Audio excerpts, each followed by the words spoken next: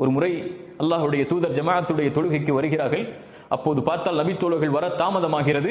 அல்லாஹுடைய தூதர் சொன்னார்கள், ஒருவரை பள்ளியில் இமாமாக நிறுத்திவிட்டு யாரெல்லாம் ஜமாஅத்துடைய தொழுகையை தொழுவதற்கு பள்ளிக்கு வரவில்லையோ அவர்களுடைய வீடுகளை நெருப்பால் எரிக்க என் மனம் நாடுகிறது என்று அல்லாஹுடைய தூதர் ஸல்லல்லாஹு அலைஹி வஸல்லம் அவர்கள் சொன்னார்கள். அப்படி என்றால் நம்முடைய வீடுகள் எல்லாம் அல்லாஹுடைய தூதருடைய கரத்தால் நெருப்பால் எரிக்கப்படுவதற்கு தகுதியானவைகள். அல்லாஹ் பாதுகாக்க வேண்டும்.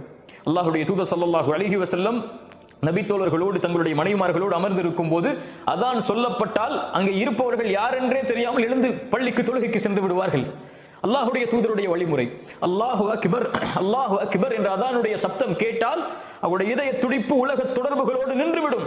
நின்று அல்லாஹுவோடு தொடர்பை ஏற்படுத்துவதற்காக பள்ளியை நோக்கி விரைவார்கள். ஒரு தொழுகையை விட்டு வெளியே வந்தால் அடுத்த தொழுகைக்கு பள்ளிக்கு எப்போது செல்வோம் என்ற இறை நேசத்தோடு அந்த நபித்தோழர்களும் அல்லாஹுடைய தூதரும் வாழ்ந்தார்கள். ஒரு முறை